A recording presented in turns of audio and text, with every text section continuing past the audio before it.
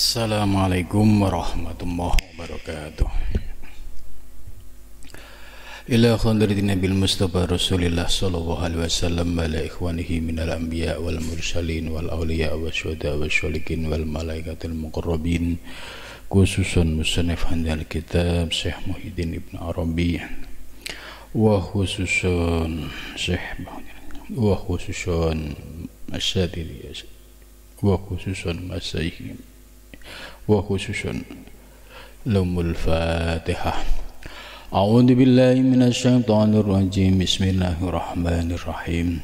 Alhamdulillahi rabbil alamin arrahmanir rahim maliki yaumiddin. Iyyaka na'budu wa iyyaka nasta'in ihdinas siratal mustaqim. Siratal ladzina an'amta 'alaihim ghairil maghdubi 'alaihim waladdallin. Amin. Bismillahirrahmanirrahim. Alhamdulillahilladzi 'allamani bi ulumil ulama'ir rasihin wa razaqani bi ulumil ulama'il muwahhidin wal muhaqqiqin wahdini ila thoriqim mustaqim. Wassalatu wassalamu ala sayyidil wujud wal arwah nabiyyina Muhammadin sallallahu alaihi wasallam alladzi jaa bisyari'ah wa thariqah wal haqiqah wal ma'rifah wa ala alihi wa sahbihi ajmain, amma ba'du. Subhanaka la ilma lana illa ma 'allamtana innaka antal alimul hakim. La haula wa la quwwata illa billahil aliyyil azim. Rabbis shrah sadri wa yassir li amri wahlul 'uqdatam min lisani yafqahu qawli. Amin ya rabbal alamin.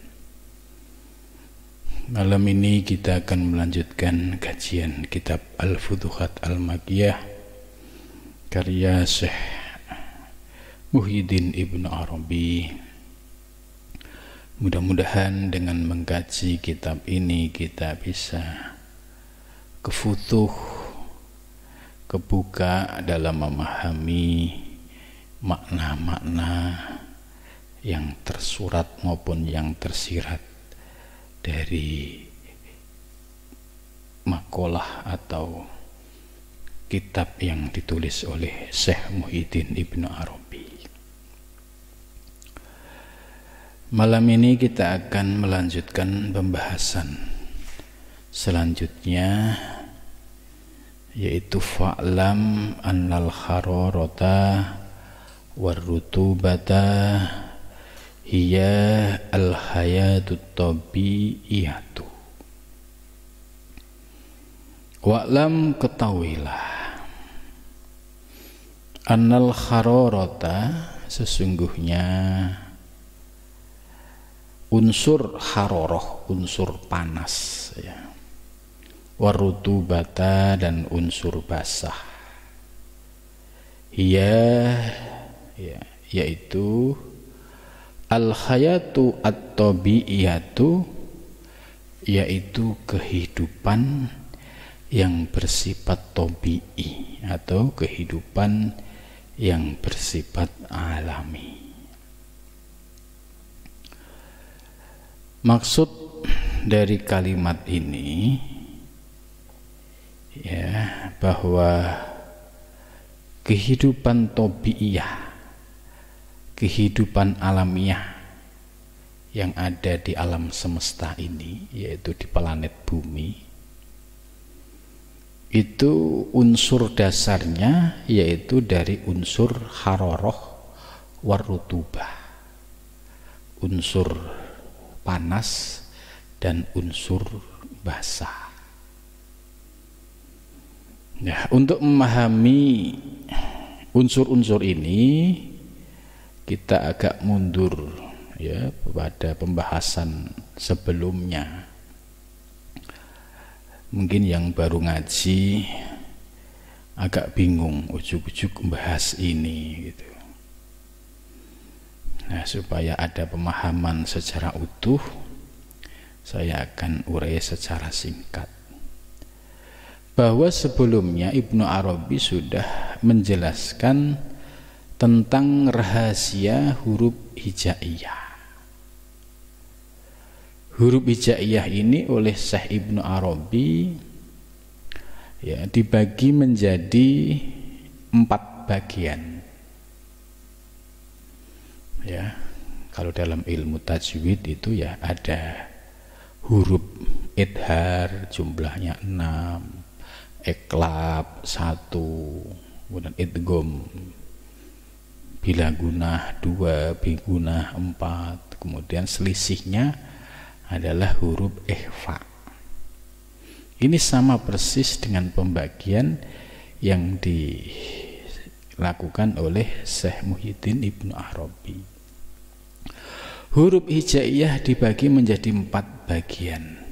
Bagian yang pertama disebut yaitu martabat yang sifatnya 7, yaitu hurufnya alif, za, dan lam. Ini oleh Syekh Ibnu Arabi dijelaskan lagi.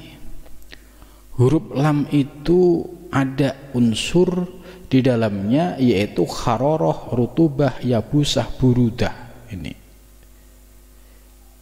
Ini dasarnya ilmunya Ibnu Arabi. Jadi huruf alif dikaji oleh Syekh Ibnu Arabi itu memiliki unsur yang sangat komplit.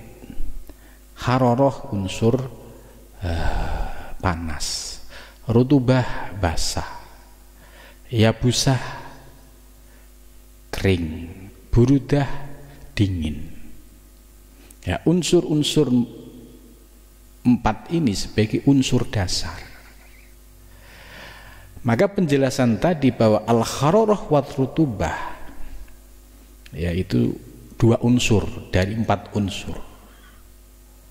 Itu ya al-hayatut tabi'iyatu, yaitu sebagai unsur dasar terbentuknya al-hayatut tabi'iyah, kehidupan yang alami atau kehidupan ya tabi'iyah yang alam semesta ini. Jadi planet bumi ini dengan kata lain unsur dasarnya yaitu kharoroh dan rutubah. Jadi baru nyambung. Oh, Ibnu Arabi membagi alif, ya, za, lam. Alif ternyata lebih komplit yaitu kharoroh, rutubah, yabusah, burudah. Nah, kemudian pembagian yang kedua dibagi menjadi yaitu 8 aflah. Hurufnya nun, shod, dan dot. Unsur yang ada di dalam ini kharoroh dan yabusah. Kemudian unsur bagian yang ke-9 itu ada ain, gin, shin, shin, itu unsurnya burudah, yabusah, haroroh, yabusah.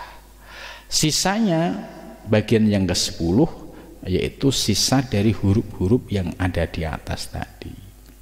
Jadi selalu variasi ya, gabungan antara burudah dan yabusah, ya, gabungan antara haroroh dan yabusah, ada juga yang gabungan antara burudah dan rutubah itu. Jadi ini Ibnu Arabi berawal dari huruf itu terurai alam semesta.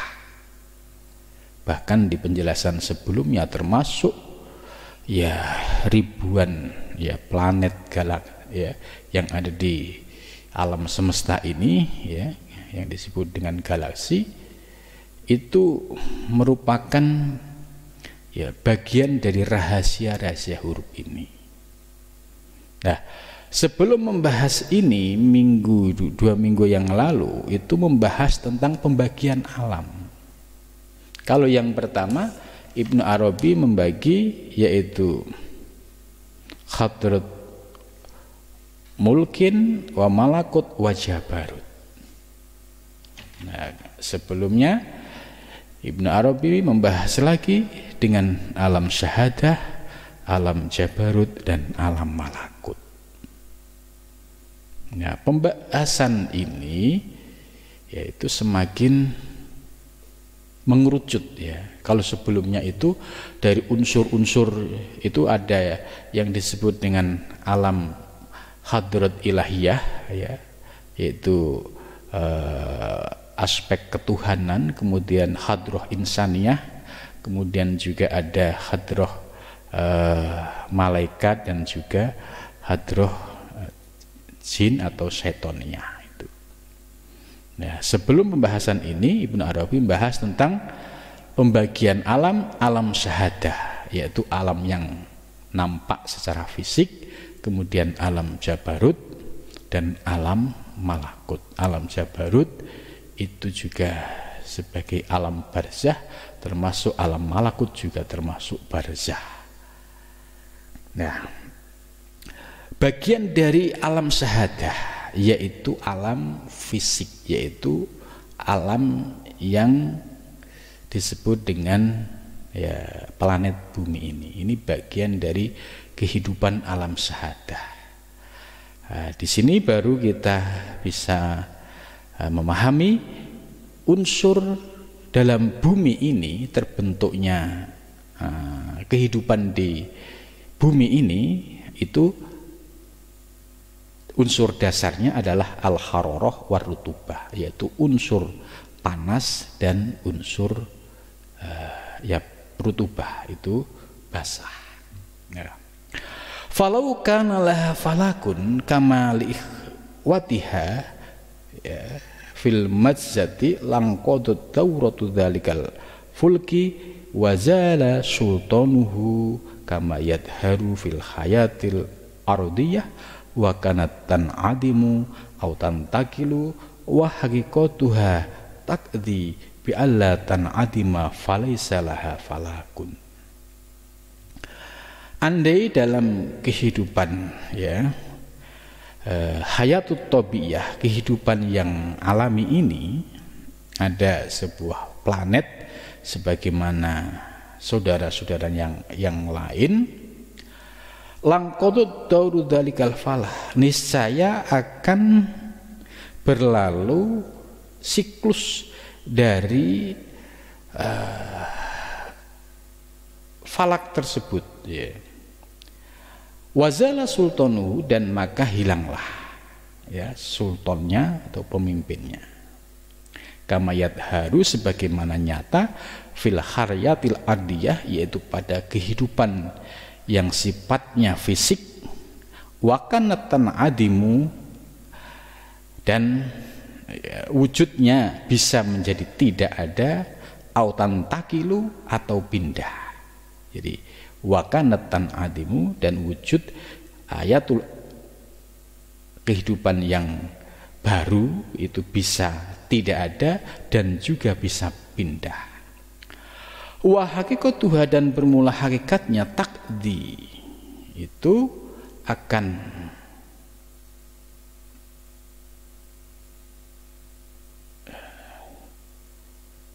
takdi bi alla tan'adima falaysalah falakasun. Ya, kalau takdi, kalau bahasa pesantren itu neratapi. Ya, takdi itu akan memenuhi ya. Bi an tan'adima, ya andaikan tidak ada baginya itu falah, yaitu ya bintang. Walihada, dan karena ini amba'ana ya telah menyampaikan, menceritakan kepada kami siapa al-bari'u, zat yang maha pengatur alam semesta, ta'ala maha tinggi, an-nadarul akhirah yal hayawan ya.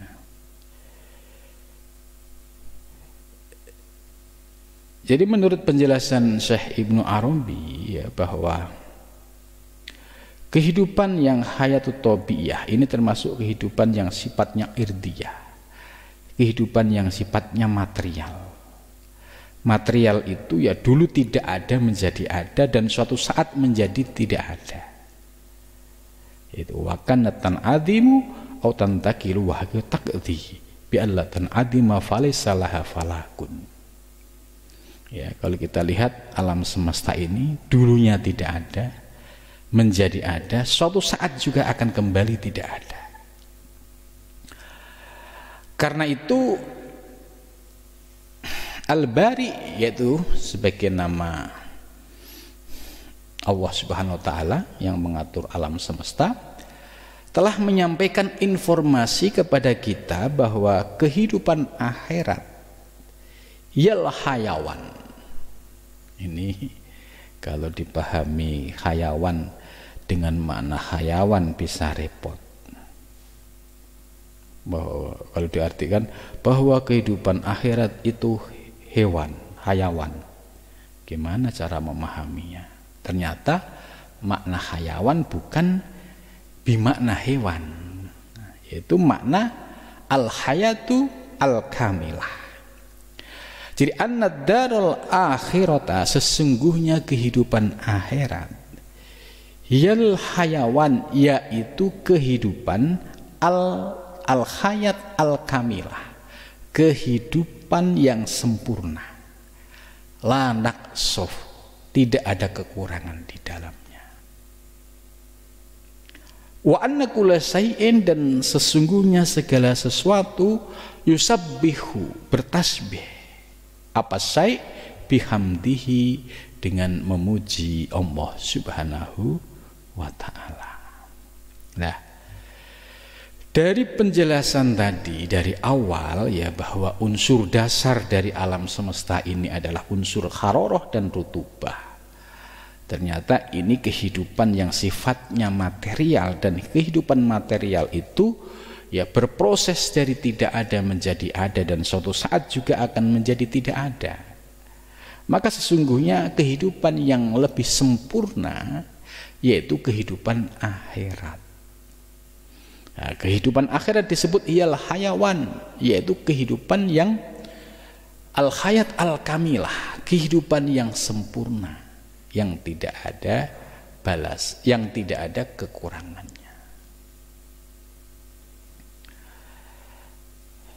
Nah, kemudian wa anna kulla syai'in, dan sesungguhnya segala sesuatu, yusabbihu bihamdi, segala sesuatu itu bertasbih memuji kepada Allah Subhanahu wa Ta'ala, ya. Jadi ini menarik ya penjelasan ini. Seperti di awal-awal Ibnu Arabi juga menjelaskan ya tentang bagaimana beliau menjelaskan alam semesta, ya, adanya ribuan planet, ya,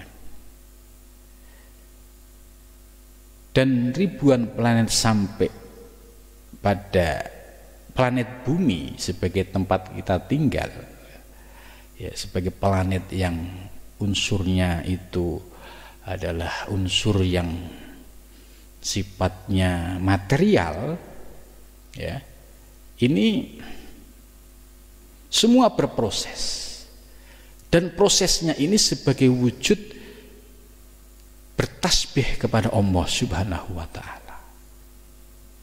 Itu maka proses proses kehidupan alam semesta, ya, kalau orang barat itu kan menggunakan teori Big Bang, ya.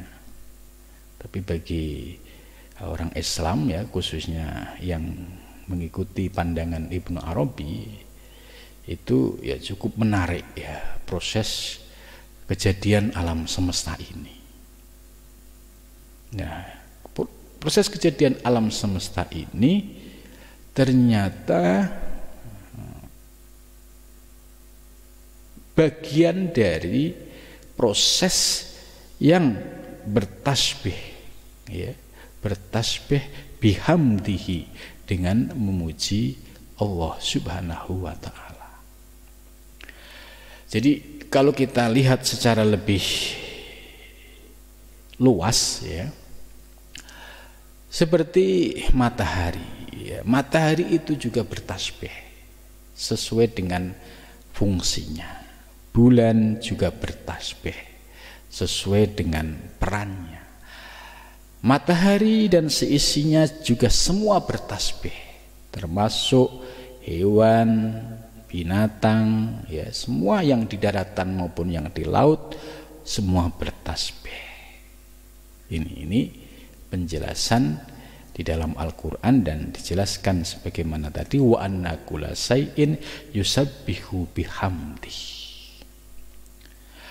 Sampai akhirnya ya bumi ini suatu saat terjadi kiamat dan berproses. Nah, prosesnya ini sebagai wujud dari yusabbihu bihamdi, ya, yaitu sebagai wujud bertasbihnya alam semesta kepada Allah Subhanahu wa ta'ala. Maka fasara falakul hayah al-abadiyah al-hayatul azaliyah. Maka setelah terjadi ya proses kiamat, ya kiamat ini kan ya bumi secara fisikly ini hancur, ya, kemudian manusia ya berada di alam akhirat. Nah, fasoro maka menjadi falakul hayatul abadiyah, yaitu planet kehidupan yang abadi, yaitu al hayatul azaliyah, yaitu kehidupan yang bersifat azali. Jadi akhirnya kembali kepada titik awal lagi gitu. Jadi kehidupan ini kan dari kodim, ya. Kalau dalam teori martabat 7 itu dari kodim dibagi menjadi ahadiyat, wahdat, wahidiyat. Ya, itu pembagian rinciannya itu cukup detail sekali. Ya, ahadiyat itu yang ada hanya zat, kemudian wahdah itu yang ada zat dan sifat. Ya, di wahdah ini ya terciptalah Nur Muhammad, kemudian di wahidiyah itu sudah ada zat, sifat dan asma. Ya, di alam yang ketiga ini sudah ada yang namanya Lauhil Mahfud, grand design alam semesta, itu sudah ada di zaman azali. Ini menarik, ini kaitannya dengan fasoro falakul hayatil abadiyah, maka menjadi planet kehidupan yang abadi, yaitu hayatul azaliyah, yaitu kehidupan yang sifatnya azali. Yang disebut azali yaitu ini bagian alam qadim yang ketiga yang disebut dengan wahidiyat. Di situ disebut juga sebagai alam Lauhil Mahfud. Semua catatan kehidupan alam semesta yang akan datang, yang akan wujud, itu sudah ada. Desainnya sudah ada di Lauhil Mahfud. Ya, nanti didesain ada bumi, ada langit, ya, ada planet-planet yang lainnya. Sampai didesain nanti sampai kiamat, ya. Itu desainnya ada di Lauhil Mahfud semua. Maka setelah mengalami proses tadi, kehidupan yang abadi yaitu kehidupan yang sifatnya azali. Itu maka kullu man 'alaiha fan. Segala sesuatu yang ada di semesta ini akan fan, akan hancur, akan sirna. Wa yabqa wajhu dzul jalali wal ikram. Yang kekal hanya wajah zat Tuhan. Ini yang disebut al-hayatul azaliyah, kembali kepada yang azali. Tamudduha, ya tamudduha, ya membentang. Apa hayatul abadiyah pada hayatul azaliyah. Walaisalah falakun fatangqadha tauratuhu, maka tidak ada lagi falah, yaitu planet Fatangqadu dauratu, maka sudah selesai siklusnya. Itu. Fatangqadu dauratu, maka sudah selesai siklusnya. Karena apa? Ya kembali ke azali lagi. Ini menarik ini pemikiran Ibnu Arabi ini. Jadi sejalan dengan kuluman alaiha fan wa yabqa wajhu rabbika dzul jalali wal ikram. Maka sudah tidak ada siklus kehidupan lagi. Fal hayatul azaliyah. Ya, ini Ibnu Arabi ini memberikan pencerahan dari aspek proses alam semesta yang akan terjadi. Jadi kita paling tidak sudah ngerti peta alam semesta ini. Oh, nanti setelah alam dunia ya kita meninggal, itu ada alam barzah. Di alam barzah kita di sana sampai nunggu kiamat kita di sana sampai dibangkitkan menjadi yaumul ba'si, yaumul mahsyar, kemudian berproses terus sampai akhirnya kembali kepada azali lagi. Nah, setelah kembali ke azali, maka fatangqadu dauratu, selesai siklus falah, selesai siklus alam semesta. Nah, jadi kita ya diambil yang gampang saja, artinya apa yang disampaikan Ibnu Arabi ini sebagai pencerahan buat kita bahwa akan terjadi proses kehidupan yang demikian. Ya, dengan penjelasan ini supaya menggugah kesadaran kita bahwa dunia ini bukan satu-satunya tahapan kehidupan. Itu. Jangan sampai kita terpesona sebatas di dunia. Orientasi kita harus sudah visioner. Paling enggak di alam barzah kita juga ya sukses di dunia oke, sukses di alam barzah juga oke. Tambah lagi sukses nanti di yaumul ba'si, yaumul mahsyar, sampai akhirnya kita mendapatkan fasilitas syafaatul udma, terus mizan, terus hisab itu. Ini kan tahapan-tahapan yang akan kita lalui. Maka penjelasan di awal Ibnu Arabi itu menyampaikan ini kalimat yang sangat menarik. Alam sahadah ini barzah. Barzah itu ibarat ini kayak tempat yang dibuat transit, itu barzah. Jadi alam sahadah ini yang kita tempati ini barzah, tempat transit. Sebab apa? Ternyata dulu kita ada di alam misal, yaitu di alam rahim. Sebelum di alam rahim ini juga, alam rahim juga barzah, transit selama 9 bulan lebih dikit atau kurang dikit. Sebelumnya kita ada di alam arwah. Itu. Jadi mulai dari transit pertama di alam arwah, berproses transit di alam misal, berproses di transit di alam atsam atau alam syahadah. Alam syahadah ini juga nanti berproses ya, masuk ke alam barzah. Jadi kalimat Ibnu Arabi cukup menarik. Alam syahadah barzahun, alam jabarut barzahun, alam malakut juga barzahun, ya, sebagai transit, enggak selamanya, sampai akhirnya ya tadi kulluman alaiha fan, kembali kepada titik awal, yaitu ke azali. Jadi ini yang disebut ya pemikiran Ibnu Arabi yang visioner. Kita diberikan ilmu untuk melihat kehidupan yang lebih utuh dan lebih terbuka, gitu, supaya kita nggak sempit. Kalau kita tidak mendapatkan penjelasan-penjelasan seperti ini, kan seolah-olah hidup kita ini hanya sebatas di dunia. Ukuran prestasi itu ya sebatas di dunia. Padahal ini barzah, Ini transit. Namanya transit ya ora suwi, enggak sama. Ya seperti kayak orang mau keluar negeri.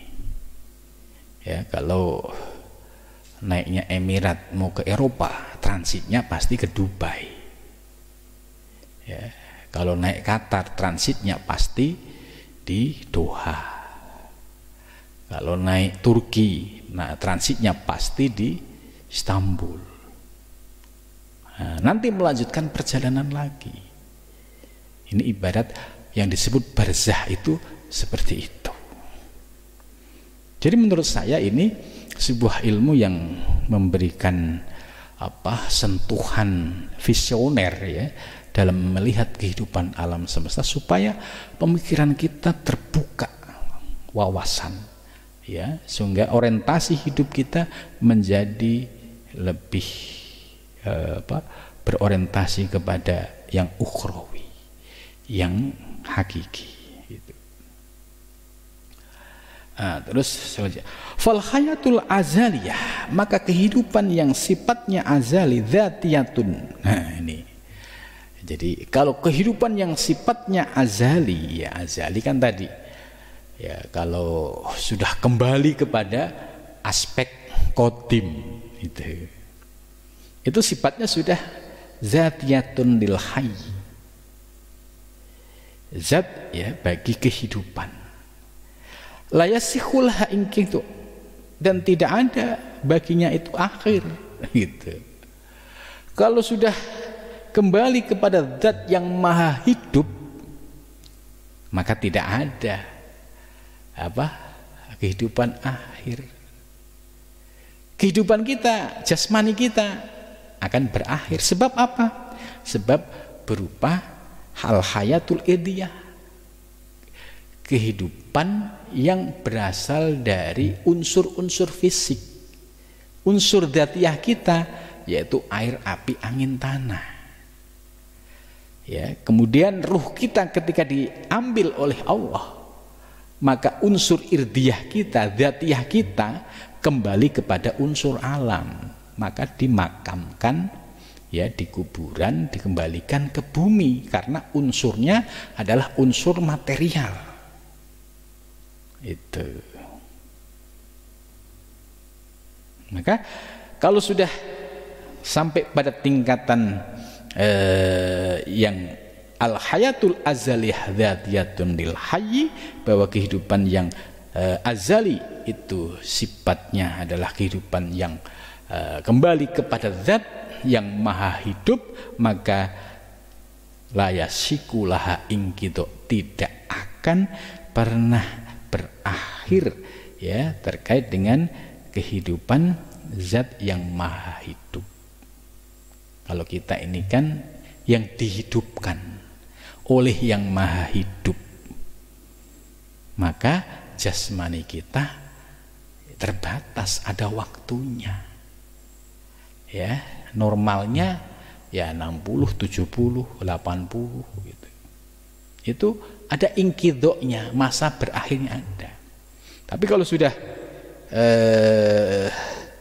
dzatiyatun lil hayy, ya kembali kepada zat yang maha hidup, itu sudah laisalaha ingkidoun.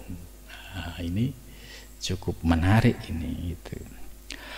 Fal hayatul abadiyah, maka kehidupan yang abadi ya, kehidupan yang abadi itu kehidupan yang kekal. Kita di dunia ini enggak kekal, hanya orang yang belum paham merasa hidup di dunia ini kekal ya. Al-ma'lulatu bil hayatil azaliyah, maka kehidupan yang abadiyah al-ma'lulah,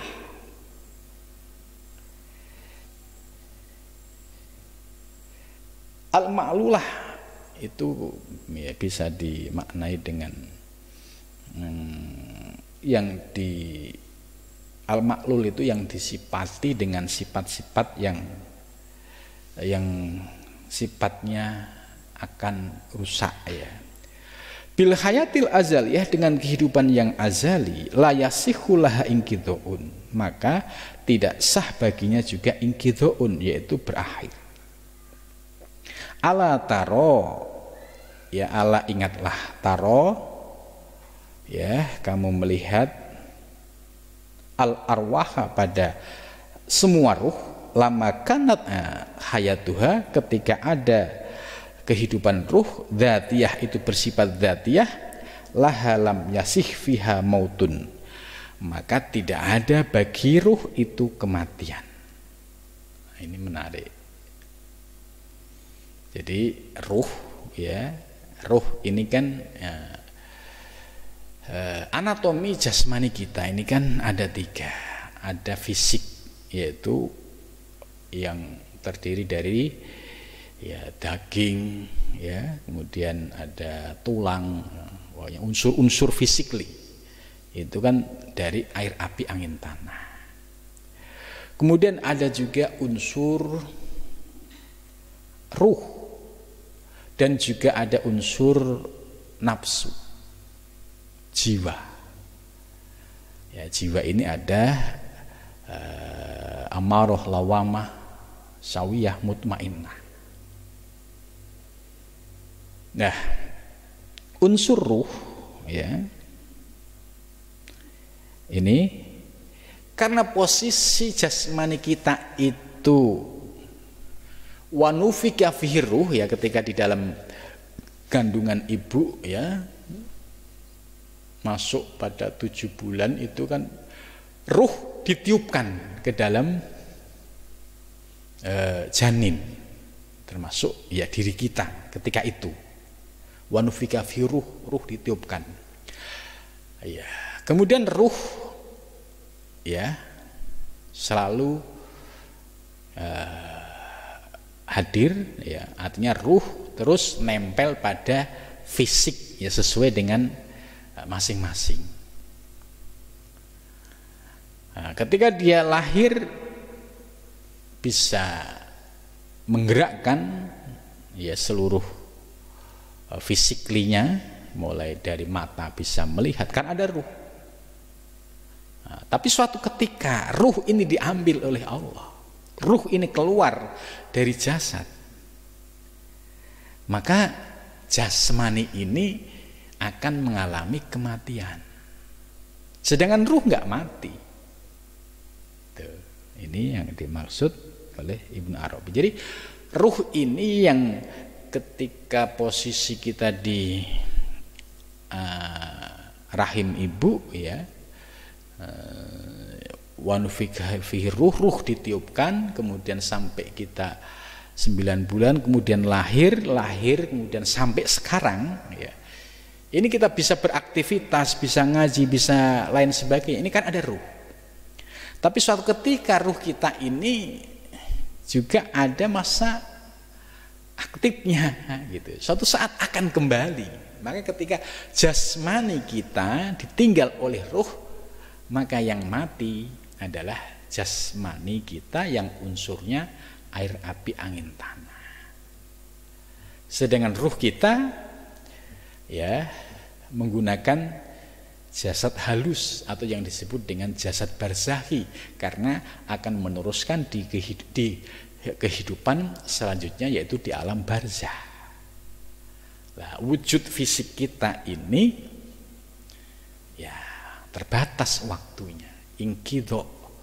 Maka ketika orang sudah meninggal, ya jasadnya dikembalikan ke asal usulnya, yaitu dimakamkan atau dikuburkan. Itu walamma kanatil hayat fil adsam ini. Dan ketika ada kehidupan ya dalam adsam fisik kita ini, bil arodi dengan materi ya. Jadi adsam kita ini ya unsur kulit, daging, tulang, semua ini kan berproses dari unsur min sulalati min tin, saripati tanah. Unsurnya air, api, angin, tanah. Kalau ditarik tadi unsurnya haroroh dan rutubah. Karena adsam fisik kita ini itu terdiri dari unsur-unsur yang baru, qoma bihal maut wal fana, maka akan terjadi suatu saat yaitu datangnya kematian, wal fana, dan kerusakan. Gitu. Jadi ini ya bisa dipahami ya. Jadi ketika ruh sudah meninggalkan jasmani kita, ruh akan migrasi di alam barzah ya. Kemudian jasmani kita akan kembali ke unsur dasarnya, yaitu ke bumi. Ya, sebab karena qoma bil maut, karena ya terjadi kematian, wal fana, dan akan mengalami proses penghancuran.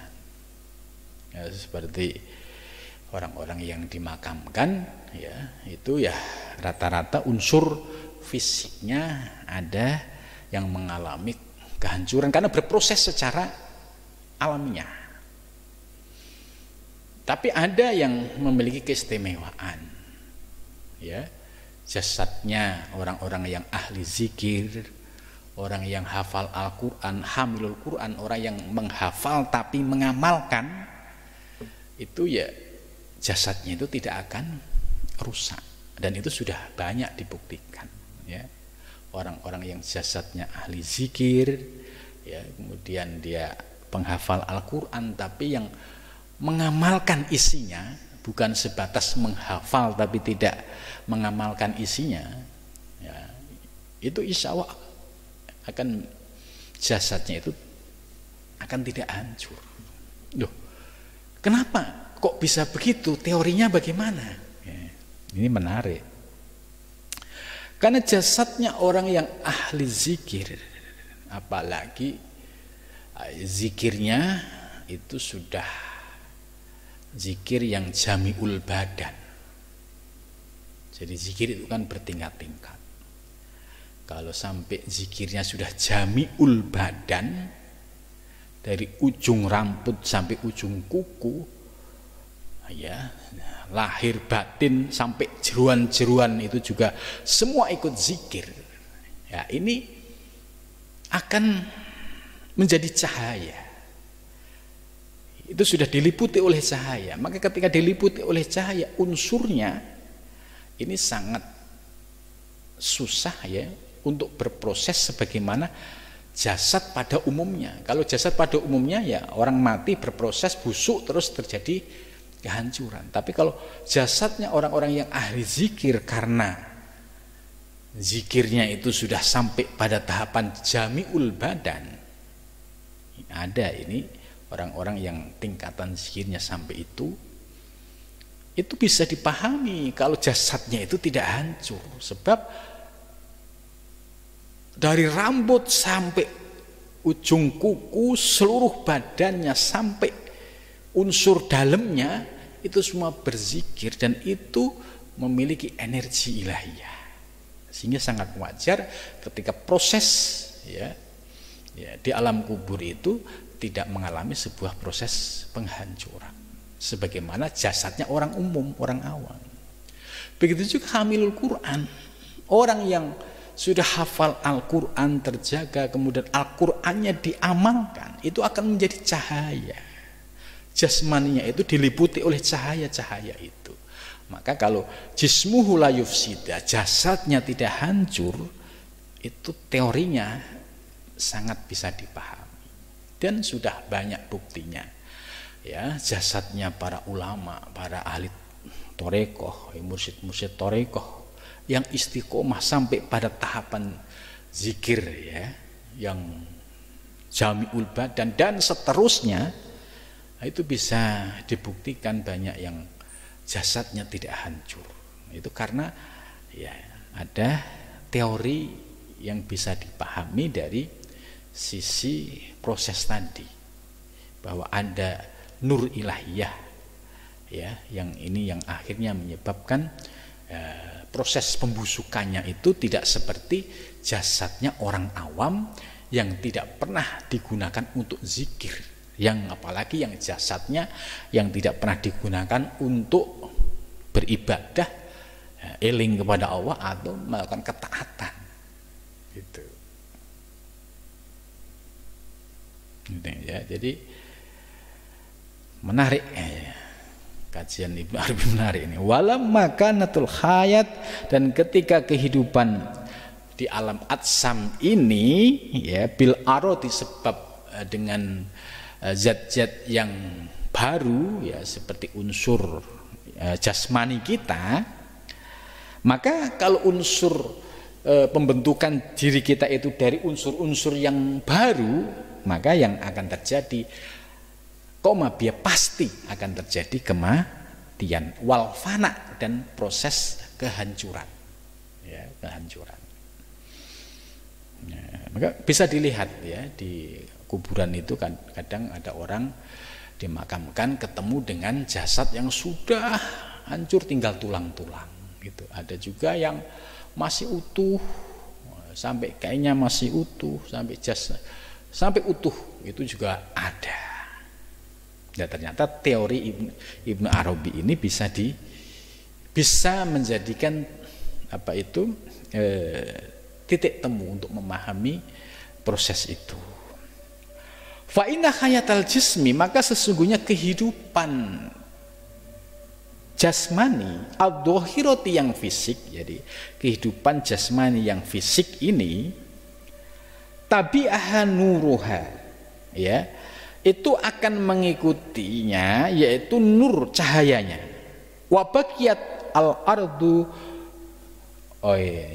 ini. Fa inna hayatal jismi ini terlalu maju satu baris. Saya ulang. Fa inna hayatal jismi, maka sesungguhnya kehidupan jasmani fisik al-dhahirati yang wujud nyata yang berupa fisik ini, tangan, muka, semua ini, min asari hayati ruh. Nah, ini efek dari kehidupan ruh gitu loh. Maaf, ini kalau kita praktekkan kehidupan jasmani ini yang zahir, yang fisik, menjadi aktif seluruh anggota badan kita ini karena ada asar, ada pengaruh dari ruh yang ada di dalam diri kita. Seperti kita, tangan bisa bergerak, mata bisa melihat, telinga bisa mendengar ya, semua seluruh organ dalam diri kita bisa normal. Itu kenapa? Karena di dalam diri kita ada ruh. Ini menurut Ibnu Arabi ya.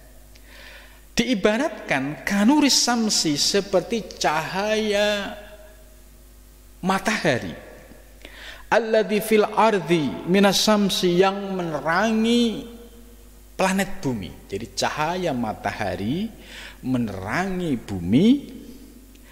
Fa idza madat syams, ketika matahari sudah mulai lewat atau terbenam, tabi'ah nuruha, maka cahayanya juga mulai menghilang.